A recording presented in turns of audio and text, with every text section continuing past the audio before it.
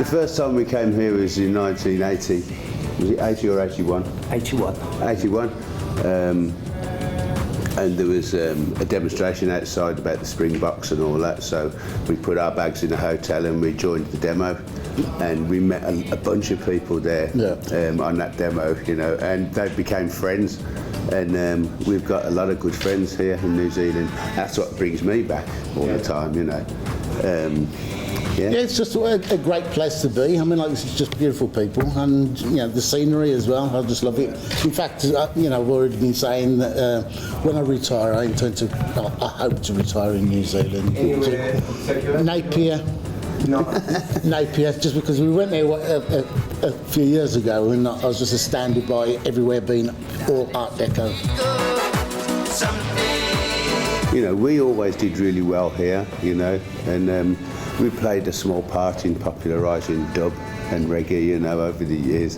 In fact, when I started UB40, reggae was only 13 years old. That's right. You know what I mean? So now we've been going for 30 years. We've become a really big part of the story of reggae, you know, and being the biggest selling reggae band after Bob Marley, the Wailers, you know. I think reggae's the most influential now than it's ever been, you know.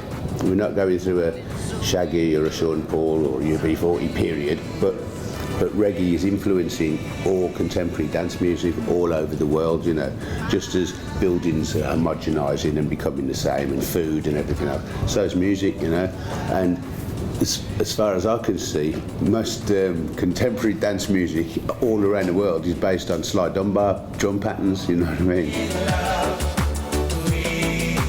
Sexiest music in the world, you know. It's it brings people together, you know, do all the cliches. It's peace and love and unity, and you know, it works. Yeah, reggae, it is a universal music that just attracts people, you know what I mean? And I think, you know, people ask, what's the secret of our success? It's the fact that we play reggae music, and everybody likes reggae music, you know what I mean? You know, when people go on vacation, it's the most played music that they're going to listen to wherever they are, you know, and so, you know, I think it just translates from country to country. The more people travel around, the more they're exposed to it. And yeah, I think it's people's music, you know, it's sufferers' music sort of thing. So, you know, you can say more with the drum and bass than you can with the language, you know what I mean? I think it speaks.